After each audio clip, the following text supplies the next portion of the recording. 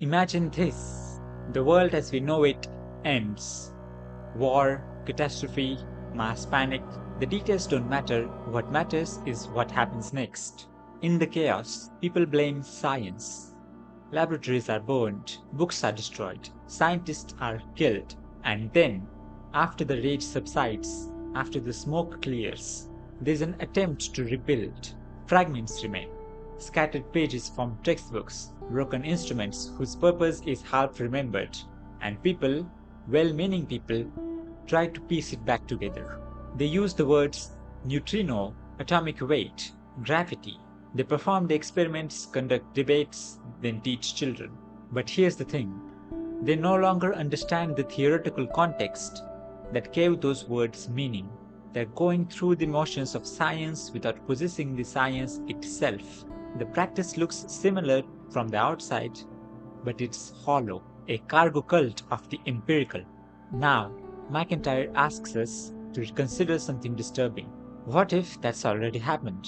Not to science, but to morality. Look around at moral discourse today. We argue endlessly. Abortion, justice, rights, obligations, war, and these arguments never resolve. Not because we lack intelligence or goodwill, but because we are speaking fragments of different languages, thinking we are speaking the same one.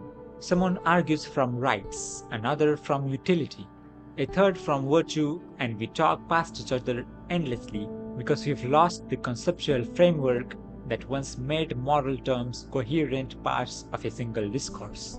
We are the survivors after the catastrophe, shuffling through ruins using words like justice and good, words that once meant something within a larger system, now divorced from the context that gave them force. McIntyre calls our dominant moral language emotivism, the view that moral judgments are nothing but expressions of preference or feeling. Murder is wrong becomes simply I disapprove of murder, with an added and you should too. But here's what's crucial. McIntyre isn't saying emotivism is correct. He's saying our moral language has been reduced to this because something was destroyed. The catastrophe already happened. We just don't remember it. So let's rewind. Let's go back to when the framework was still intact. Ancient and medieval ethics, particularly Aristotelian ethics, had a structure, a beautiful, coherent structure. It worked like this. There is human nature as it happens to be, you, me, raw and untutored. Then there is human nature as it could be if it realized its telos, the full flourishing version, the point, the purpose, the end toward which human nature aims. And ethics? Ethics was the science of how to move from the first to the second. The precepts of the ethics were the rational instructions for transitioning from our current state to our proper end. Do this wasn't arbitrary. It meant do this because it moves you towards your telos, towards eudaimonia, towards human flourishing. Virtues weren't just nice qualities. They were the precise characteristics you needed to achieve the good life, to become fully human. The system had three elements: human nature as it is, human nature as it could be, and the ethical precepts connecting them.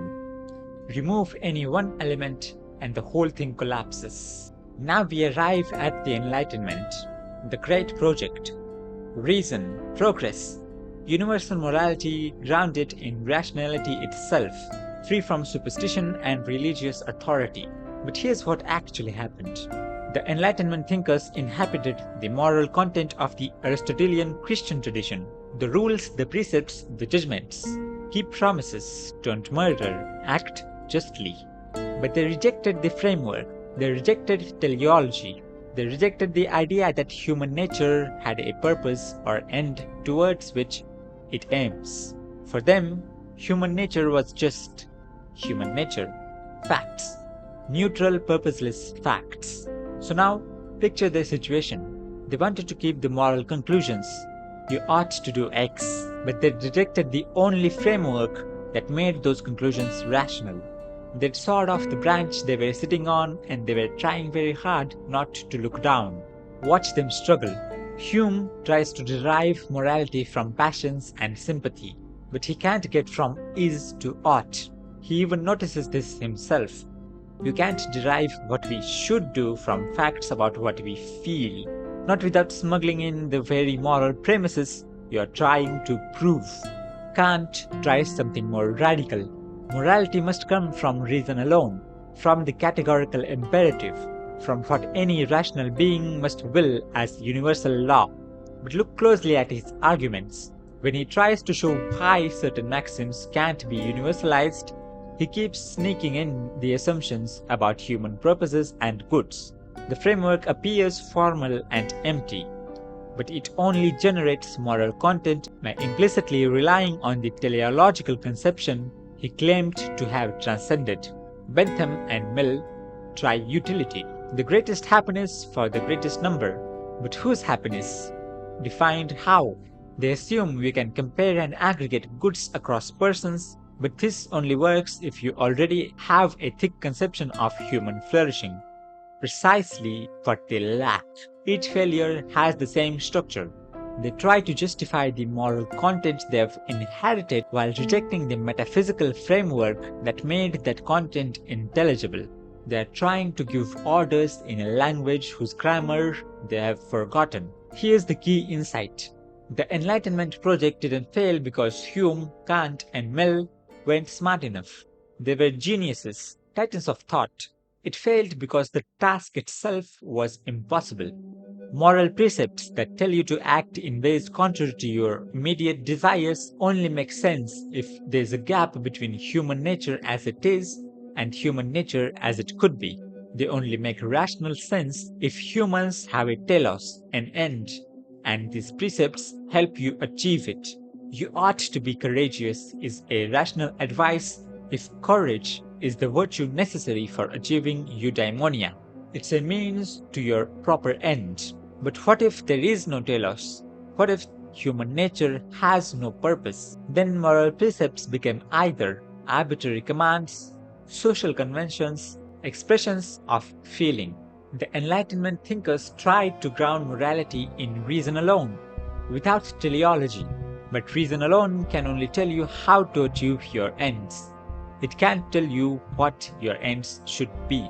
That requires a conception of human nature as directed towards an end. Remove teleology and you remove the rational foundation for ethics. What you're left with is exactly what we have: interminable arguments, competing theories, none of which can definitively defeat the others, and their eventual collapse into emotivism. The catastrophe wasn't a dramatic event, it was slow. The Enlightenment was the catastrophe. So we return to where we began. We are the survivors, speaking in fragments, using moral terms, rights, justice, duty, virtue, torn from the context that gave them life, arguing with the pieces of different, incompatible schemes, thinking we are engaged in rational debate. The Enlightenment project had to fail because it attempted something impossible: to keep the content of morality while destroying its foundation, to have art without telos, to have rational ethics without a conception of the human nature as ordered toward an end.